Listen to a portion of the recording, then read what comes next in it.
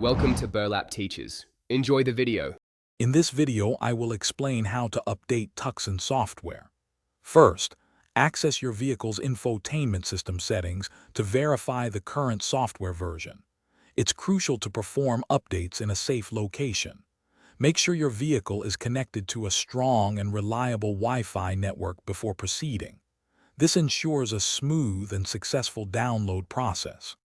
Once connected, locate the Software Update section within your system's menu. Select the Download option to begin acquiring the necessary files. Please be patient, as this process can take up to 30 minutes, depending on your internet speed. Avoid interrupting the connection during this important time. With the download complete, you'll be prompted to Install Now or Schedule it for later. We recommend installing immediately. The installation usually takes around 20 minutes. It is very important to keep your engine running and avoid turning off the vehicle or disconnecting the battery during this critical phase to prevent issues. After installation, return to your system settings to confirm the new software version.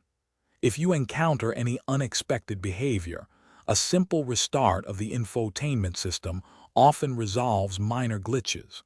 For more persistent issues or failed updates, please contact your authorized dealership for professional assistance.